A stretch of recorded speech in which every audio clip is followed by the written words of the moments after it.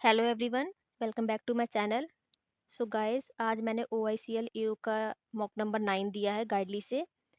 और ये मैंने मॉक 5-6 दिन बाद ही दिया है आज। बाकी मैं 4-5 मॉक दे चुकी हूँ गाइडली से, ऑली बोर्ड से भी दे चुकी हूँ। बट 1 हफ्ते के गैप के बाद मैंने ये मॉक आज दिया है।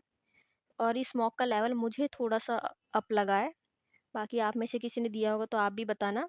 मुझे पर्सनली थोड़ा-सा इसका लेवल अप लगा क्योंकि मैंने जितना सोचा था उस हिसाब से मैं इसको नहीं कर पाई हूँ। So here is my score.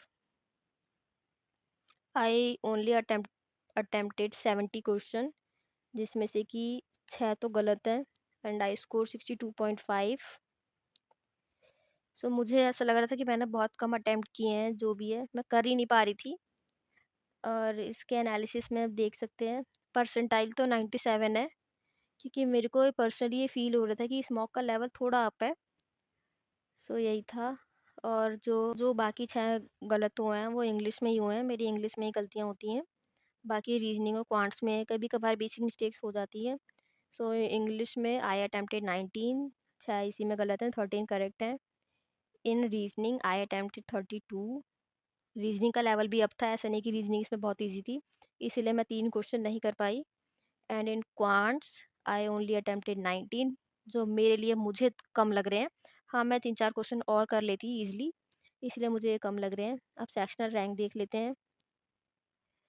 Quants में 19 अटेम्प्ट करने के बाद, और जिसमें कि एक भी गलती नहीं है, और परसेंटाइल 86 है, इसलिए मुझे कम लग रहा है ये। अगर मैं 2-4 क्वेश्चन और कर लेती तो शायद मेरे लिए सही रहता। रीजनिंग रीजनिंग तो ठीक है, एक 3 क्वेश्चन नहीं हो पाए, कोई बात नहीं, बट रीजनिंग का लेवल भी अप था इसमें। एंड इन इंग्लिश, इंग्लिश में 6 क्वेश्चन गलत हैं।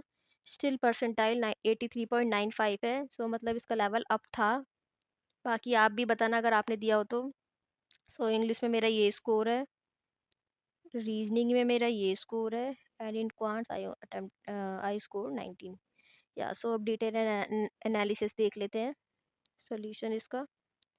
सो इंग्लिश में ये एक आरसी आया था, ये तो ठीक है आरसी। बाकी बेसिक के आगे गलतियाँ वो देख लेते हैं। आरसी के 3 को 7-8 क्वेश्चन होंगे, एक क्वेश्चन गलत है आरसी का। कौन सा क्वेश्चन गलत है? अच्छा, ये ट्रू फॉल्स वाले एक आध गलत हो गए हैं, ये भी गलत है। ट्रू फॉल्स भी गलत हुआ है, ये मैंने स्किप किया था।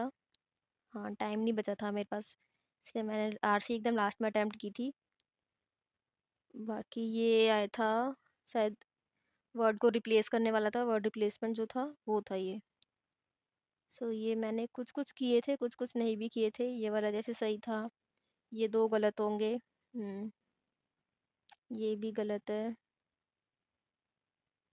बाकी इसके बाद यहाँ पे क्या है? ये तो पैस वो था, पैराजंबल था, ये मुझे सही लगा था, ज़्यादा कोई टफ नहीं था। और पैराजंबल हो गया। ये जो इसके क्या कहते हैं, ये जो वर्ड स्वैप होते हैं, ये भी काफ़ी मुझे मॉडरेट लगा था। ऐसा नहीं कि बहुत इजी था, हम देखते ही बता दें, नहीं ऐसा नहीं था। और ये मैंने अटेम्प्ट नहीं किया था, ये वोकैब के क्वेश्चन थे तो मैंने अटेम्प्ट ही नहीं किया। ये एरर्स के थे, तो एक एरर के क्वेश्चन मैं स्किप कर देती हूँ जो नॉर्मल होता है, इसमें तो 2-2 एरर ढूँढनी थी तो मैंने स्किप भी कर दिया था, देखा ही नहीं इसे। ये भी मैंने स्किप कर दिया था, और ये एक गलती हो गया। सो यही था इंग्लिश में। अब रीजनिंग में देख लेते हैं। रीजनिंग में एक ये पजल आई थी, ये सही थी पजल, थोड़ा सा टाइम लग गया था। बाकी हमारी इनइक्वालिटी आई थी वो सही थी। ये क्या है? हाँ, ये तो ठीक है, ये सब तो। बाकी एक ये वाली पजल आई थी, सर्कुलर सिटिंग वाली, 6 ही लोग थे, उसमें एक हमारी वो दे रखी थी, इसके साथ वेरिएबल भी था। वेरी इजी, इजी तो नहीं बोलूँगी, हाँ इसमें टाइम लग गया था थोड़ा ज़्यादा। एक मैं फँस गई थी, इसी पजल में फँसी थी मैं। सो ये था एक हमारा डायरेक्शन का क्वेश्चन था। दोबारा से एक पजल आई थी, ये I think box based puzzle थी। वो नंबरिंग वाली, अबव वाला 8 है और लोअर वाला 1 है, वो वाला था। ये ठीक थी, इजी थी, ज़्यादा टफ नहीं थी ये। बाकी ये तो पेयर फॉर्मेशन, पेयर वाले हैं, ये मैंने स्किप किया। ये 3 क्वेश्चन मैंने नहीं करे, मुझे लग रहा था कि शायद मैं टाइम, जितना मेरे पास टाइम बचा है उसमें नहीं कर पाऊँगी, तो इसलिए मैंने इसको पहले स्किप कर दिया। ये तो मैंने कोडिंग डिकोडिंग कर दी थी।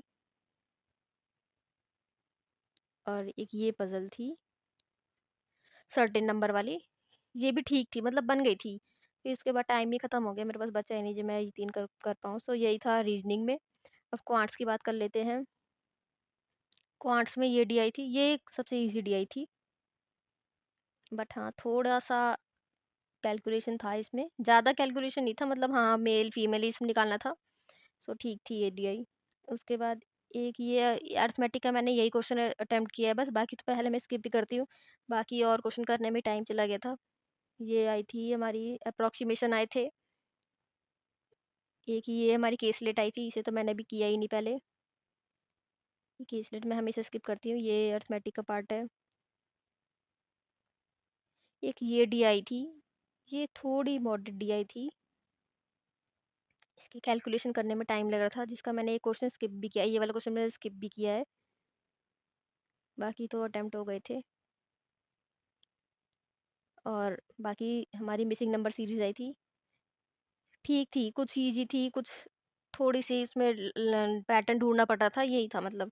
ये एक क्वेश्चन मैंने स्किप इसमें भी स्किप किया था, आई थिंक कौन-सा क्वेश्चन स्किप किया था? ये वाला स्किप किया था। सो यही था ओवरऑल। बाकी मैंने ओलिव बोर्ड पे भी जो मॉक दिया है, लास्ट वैसे तो मैंने 1 हफ्ते से दिया नहीं था, जब भी दिया है मैं उसका एक मॉक स्कोर शेयर कर दूँगी आपको। सो यही था। Will see you in next video, till then like, share and subscribe.